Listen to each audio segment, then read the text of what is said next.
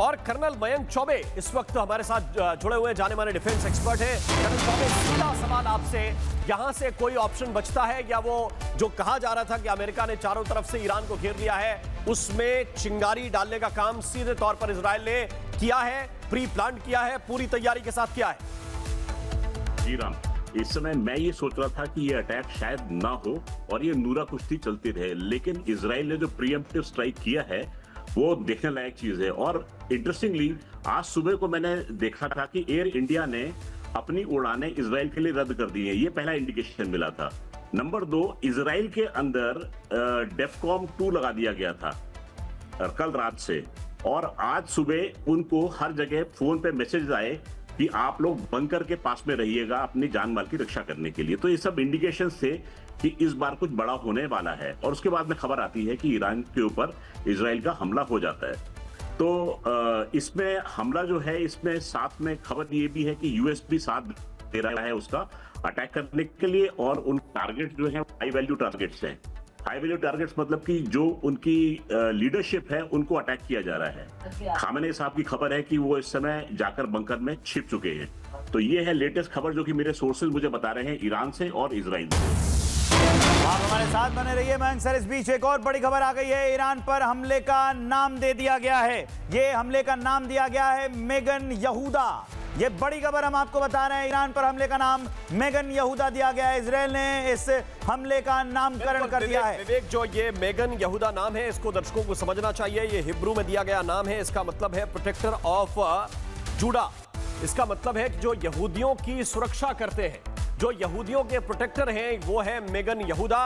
और चूंकि इजराइल की तरफ से यह बताया गया कि जूडिश आबादी को टारगेट करने के लिए ईरान में प्लान किया जा रहा था और हमने जूडिश की सुरक्षा करने के लिए ये कदम उठाया है, और इसीलिए विवेक ये नाम जो सामने आया है, इसका नाम है मेगन यहूदा।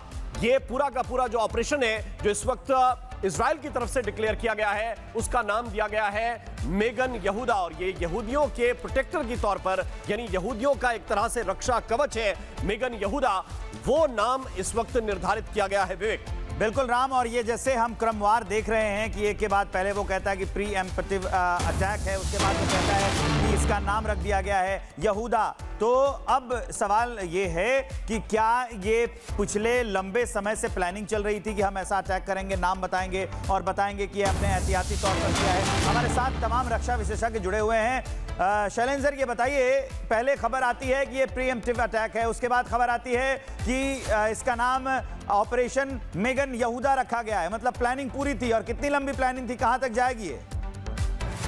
थोड़ी देर पहले यही बताया था, कोई भी स्ट्राइक इजराइल छोड़िए, अगर नेपाल भी करेगा ना, it will do it with planning, because there will be repercussions.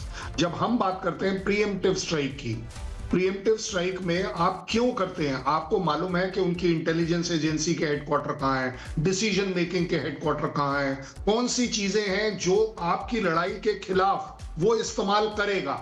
आप उन सबको पैरालाइज करते हैं, डिग्रेड करते हैं, इसीलिए आप उस चीजों को बर्बाद करते हैं कि वो डिसीजन मेकिंग ना हो। इसका सीधा सीधा मतलब ये निकलता है कि प्रीएम्प्टिव स्ट्राइक में 3 चीजें आपको दिख जाती हैं। एक, कि कहां उनका डिसीजन मेकिंग है या कैपेबिलिटी है, आप उसे तोड़ते हैं। दूसरा, आप ये भी देखते हैं कि अब इसके खिलाफ वो कितना बढ़ चढ़ कर आएगा, बिल्कुल किस हद तक जाएगा। शैलेंद्र जी, मैं आपके पास वापस लौट कर आ रहा हूं, क्योंकि बड़े जानकारी इस वक्त, बड़े अपडेट्स मिल रहे हैं। उस वक्त एक बहुत बड़ी खबर मिल रही है। खबर यह है कि इस्फहान न्यूक्लियर साइट को अटैक किया गया है। इस वक्त की बड़ी जानकारी है, इस्फहान न्यूक्लियर साइट पर भीषण हमला किया गया है। इस वक्त की ब्रेकिंग न्यूज, बड़ी खबर आपको बता रहे हैं, ईरान के इस्फहान न्यूक्लियर साइट पर अटैक किया गया है। और कुछ तस्वीरें इस वक्त हम आपको तेल अवीव की दिखा रहे हैं। तेल अवीव में इस वक्त सायरन की आवाज आप सुन सकते हैं।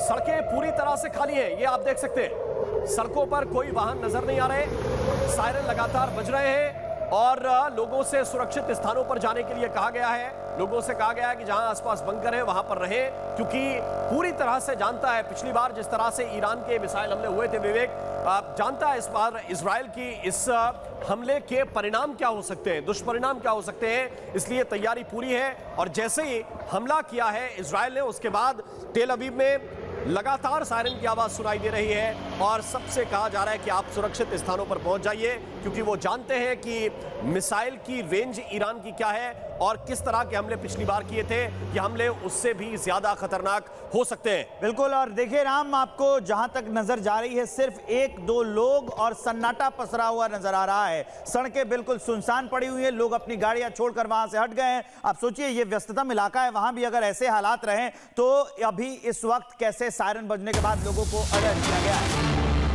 तस्वीरें हम लगातार दर्शकों को दिखा रहे हैं और इन तस्वीरों के जरिए हम ये भी बताएं कि अब क्योंकि तेल अवीव में सायरन बज रहा है, यानी पहले ही इमरजेंसी घोषित की गई थी। हमारे साथ डिफेंस एक्सपर्ट जुड़े हुए हैं। कर्नल शैलेंद्र, इसका ऑपरेशन का नाम जो रखा गया है शील्ड ऑफ जूडा, इसे अगर कहें तो यहूदियों का रक्षा कवच, इसका अगर हम हिब्रू का अर्थ समझे तो वही लगता है। तो जो प्रिएम्प्टिव स्ट्राइक की बात कही गई, शील्ड ऑफ जूडा इसे नाम दिया गया, यानी ये एस्टैब्लिश करने की पुरजोर कोशिश हो रही है कि ये बचाव से पहले किया गया हमला, मतलब होने वाला था हमला, पहले रिएक्ट किया गया है।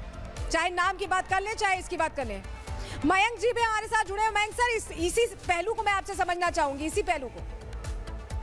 देखिए, जो इजराइल ने इस समय प्रीएम्प्टिव स्ट्राइक की है, इजराइल का मानना ये है कि उसके ऊपर अगर ईरान हमला करता है तो वो सब यहूदियों पर हमला होगा। तो शील्ड ऑफ जूडा जो है, यहूदियों की रक्षा के लिए शील्ड है, वो एक काम कर रही है। इसलिए सिंबॉलिक है ये नाम देना, किसी भी ऑपरेशन का नाम देना सिंबॉलिक होता है और बहुत कुछ कहता है। तो जो इजराइल की पॉलिसी है कि उसको अपने यहूदियों को सबको समेट कर संभाल कर रखना है और उन पर कोई आंच ना है, इसलिए इसका नाम देना जो है शील्ड ऑफ जूडा जो है, ये इंपॉर्टेंट बन जाता है। और इस समय जैसा कि जिक्र कर रहे थे कि आप तेल अवीव की सड़कें खाली हैं, तो मेरे सोर्सेज ने मुझे बताया कि आज सुबह को हर एक के मोबाइल के ऊपर मैसेज आता है कि वो अपने अपने बंकर्स के पास में रहें और उनसे दूर ना जाए, क्योंकि वो एक्सपेक्ट कर रहे हैं वार करेगा और मिसाइल्स जो हैं वो इजराइल की तरफ आ सकती हैं। तो इस वजह से सड़कें वहां की खाली हैं। जी राम, बिल्कुल।